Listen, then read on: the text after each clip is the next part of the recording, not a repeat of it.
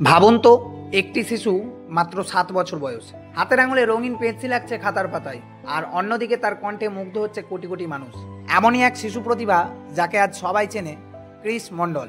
সে আমাদের দেখিয়েছে প্রতিভার কোনো বয়স হয় না, যদি মন থেকে চেষ্টা করা যায়। ছোট কণ্ঠও পারে কোটি কোটি হৃদয়ে আলো ছড়াতে।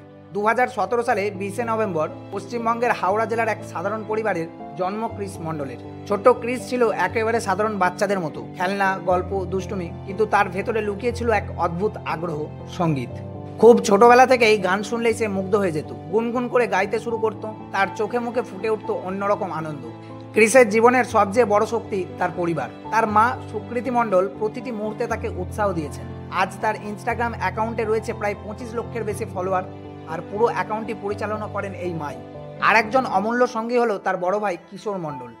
কিশোর নিজেও একজন গায়ক, আর ছোট ভাই ক্রিসকে তিনি সবসময় নিজের মতো করেই গান শেখান, সঙ্গীতের পথে এগিয়ে দেন। ভাইদের এই জুটি আজ লক্ষ লক্ষ মানুষের কাছে এক পরিচিত নাম। প্রথমে গানগুলো পোস্ট করা হলেও খুব দ্রুত মানুষ তাদের কণ্ঠকে ভালোবাসতে শুরু করে।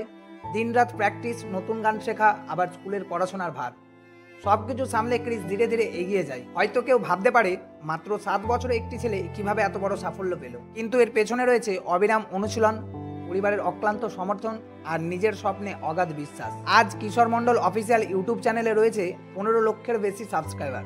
ইনস্টাগ্রামে ক্রিসের ফলোয়ারের সংখ্যা 25 লক্ষের বেশি।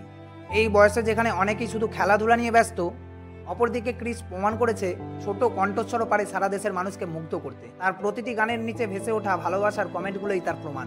ক্রিস মণ্ডলের গল্প কেবল একজন শিশু শিল্পীর জীবনই নয়, এটি একটি প্রেরণা যা বলে দেয় স্বপ্ন যদি সত্যি হয়, বয়স কোনো বাধা নয়। প্রতিভা যদি সঠিকভাবে লালিত হয়, তবে পৃথিবী একদিন হাততালি দেবে। আজ মাত্র 7 বছরের ক্রিস কোটি কোটি মানুষের হৃদয়ে জায়গা করে নিয়েছে।